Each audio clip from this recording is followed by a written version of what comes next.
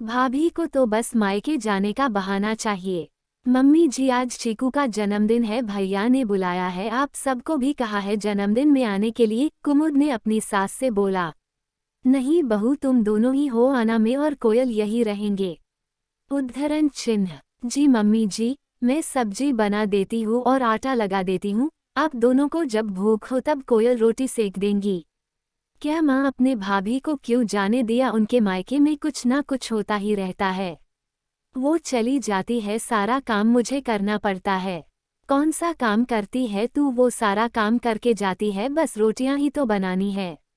फिर भी भाभी का हर तीसरे महीने मायके जाना क्या सही है, ऐसे तो वो हमें कभी अपना ही नहीं पाएंगी। कुमुद की शादी को अभी 1 साल ही हुआ था, उसके मायके में मम्मी पापा, 3 बड़े भाई और 6 बच्चे थे। क्योंकि बड़ा परिवार था इसलिए हर दूसरे तीसरे महीने कोई ना कोई फंक्शन होते रहते थे, कभी किसी का जन्मदिन तो कभी किसी की सालगिरह।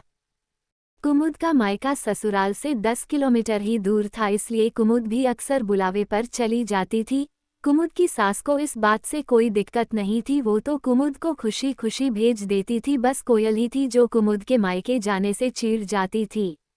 क्योंकि कुमुद के ना रहने पर घर का सारा काम उसे ही करना पड़ता था, तो क्या उसे मायके से दूर करके वो हमें अपना बना लेगी। मम्मी आप बहुत सीधी हो, सलोनी की मम्मी को देखो, भाभी को मायके क्या कहीं आसपास भी घूमने नहीं जाने देती। बेटा दूसरे अपनी बहू के साथ क्या करते हैं मुझे उससे मतलब नहीं, पर मैं अपनी बहू पर किसी तरह की बंदिशें नहीं लगाना चाहती हूँ। तू आज नहीं समझेगी, जब तेरी शादी हो जाएगी तब समझेगी। बेटी को कितना ही प्यार करने वाला ससुराल क्यों ना मिल जाए, पर मायके का मोह कभी खत्म नहीं होता। मायके जाके कुछ देर के लिए ही सही, पर हम अपनी जिम्मेदारी परेशानी से मुक्त हो जाते हैं। तेरी दादी मुझे मायके नहीं भेजती थी, कहती थी मुझसे अब घर का काम नहीं होता, बस कभी शादी में ही जाना होता था।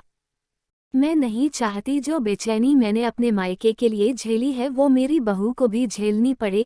कहते हुए रोने लगी। बेटा बीते हुए कल का सबक लेकर हम अपना आज सुधार सकते हैं। तुझे भी पराए घर जाना है, तब शायद तू मायके का मोह समझ पाएगी। आज हम हैं कल नहीं रहेंगे, तब तेरी भाभी ही हमारी जगह लेंगी।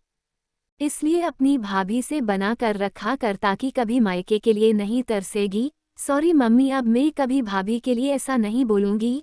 मम्मी मैं अभी आई, भाभी आप तैयार हो जाओ, खाना मैं बना लूंगी।